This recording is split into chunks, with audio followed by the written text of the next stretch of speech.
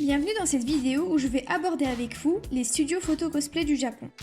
Je vais principalement vous parler et vous présenter l'Akostadium, et précisément le Tokyo One, car c'est celui que j'ai pu essayer en septembre 2019.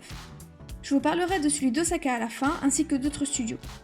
Je vais vite faire une parenthèse pour parler de celui d'Ikebukuro, donc l'Akostadium Cosette. Selon moi, c'est le moins intéressant des 4 studios de l'Akostadium, car il est vraiment très petit, et les salles ne sont pas plus intéressantes que celles des autres studios. L'avantage est qu'il est très facilement accessible si vous êtes déjà dans le coin de Tokyo.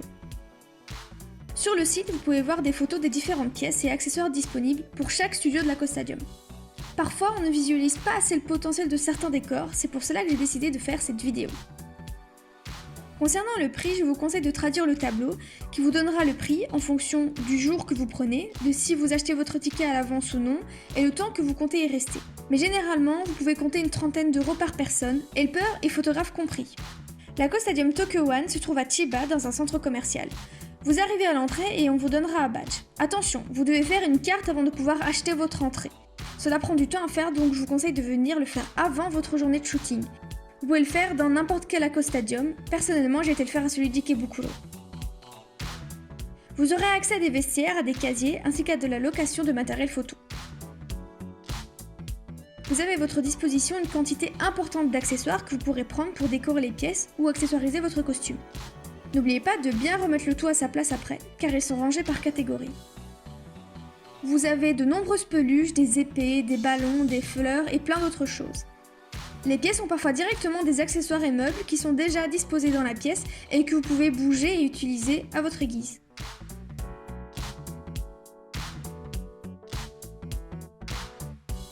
On commence par une pièce que je trouve très jolie quand elle est bien décorée. Les néons sur le mur donnent un aspect vraiment très doux aux photos. Je vous laisse regarder.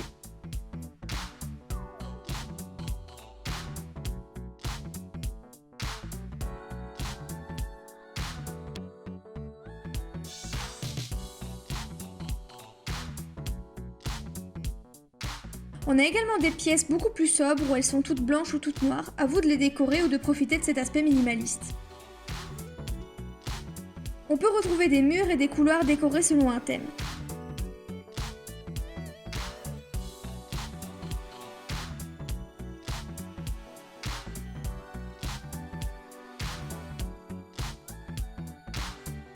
Vous pouvez voir que même si nous avons profité du même lieu, les photos ne se ressemblent pas du tout.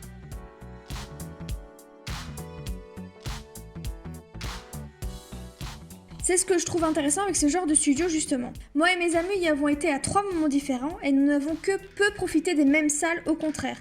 Quand c'était le cas, les photos n'ont rien à voir entre elles car en fonction du costume et de votre sensibilité artistique, les prises de vue, les accessoires, les compositions et les retouches ne seront que très peu semblables. Selon moi, il y a largement de quoi être original même si d'autres personnes y sont passées avant vous.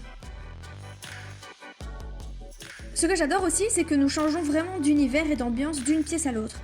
On a des pièces très décorées, plus futuristes, plus traditionnelles, bref, on en a pour tous les goûts.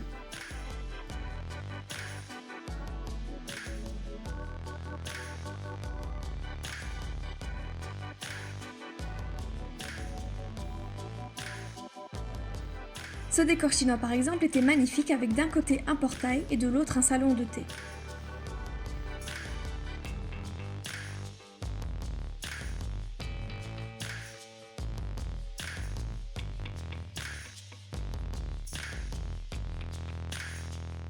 J'ai également utilisé un terrain de sport avec un côté comme ceci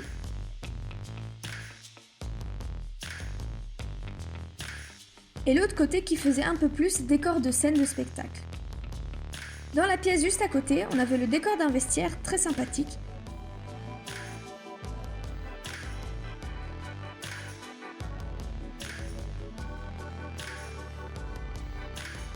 avec une petite surprise dans l'un des casiers.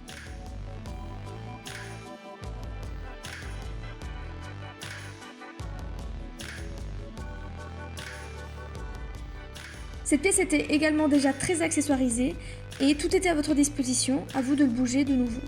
Faites attention, certains endroits ne sont pas accessibles avec vos chaussures. Pensez à bien utiliser les pantoufles qui sont mises là pour ça. Parfois on vous demandera simplement d'essuyer vos chaussures avant d'aller dans une pièce. Ici on a une très jolie cuisine et de l'autre côté un côté plutôt mignon et très coloré. On reste dans le thème d'un appartement assez classique avec un salon et également une chambre d'adolescent.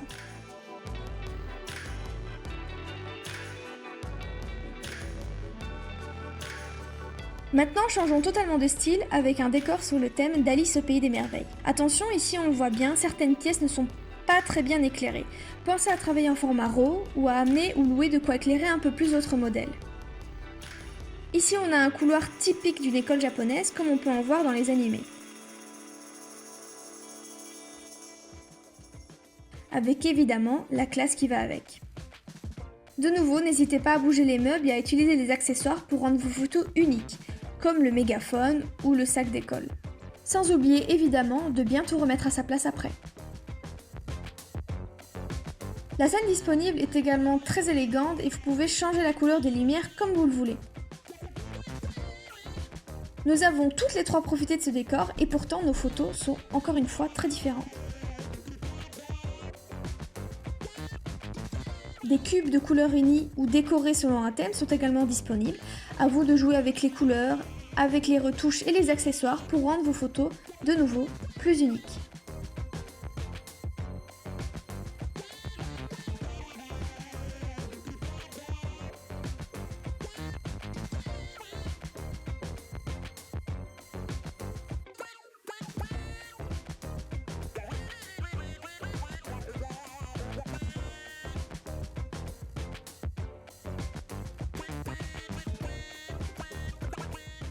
On a aussi des pièces avec des thèmes comme une église ou une bibliothèque avec un décor beaucoup plus raffiné.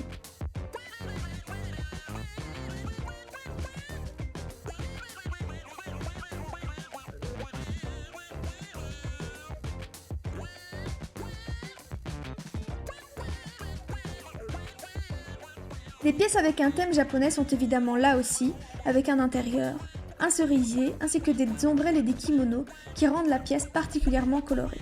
Si vous avez des costumes appropriés, je vous conseille vraiment d'exploiter ces pièces.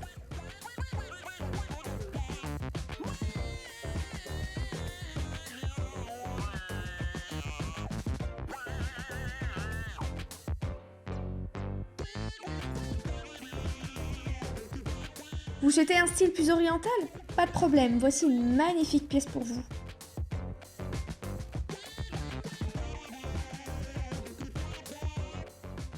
De nouveau, des décors très colorés avec un premier sur le thème du cirque et un autre en mode diner américain.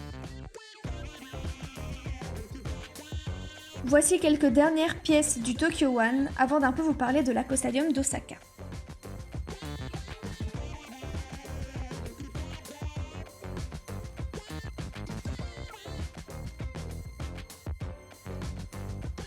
Alors celui d'Osaka a son immeuble qui lui est dédié. Les pièces sont très différentes et les accessoires mis à disposition également. Je vous laisse regarder les photos et aller voir sur le site internet pour comparer avec le Tokyo One.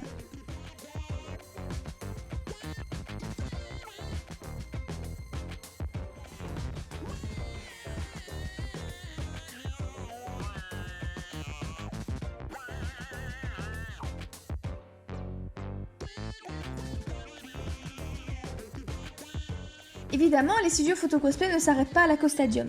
Il y a le studio Salon d'Art qui a un style assez particulier et extrêmement raffiné. A vous donc de vous renseigner et de choisir en fonction des costumes que vous voulez prendre et de votre localisation pendant votre voyage.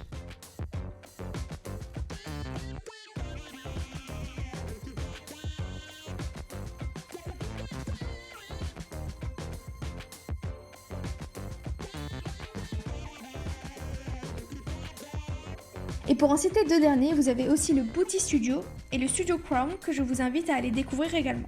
Merci d'avoir regardé cette vidéo, j'espère qu'elle vous aura été utile. Je tiens grandement à remercier toutes les personnes qui apparaissent dans cette vidéo, ainsi que les photographes qui m'ont laissé utiliser leurs magnifiques photos. Je vous invite à suivre toutes ces petites personnes sur les réseaux sociaux, parce qu'elles font toutes vraiment un travail qui vaut le coup d'œil. Je vous dis salut et à bientôt!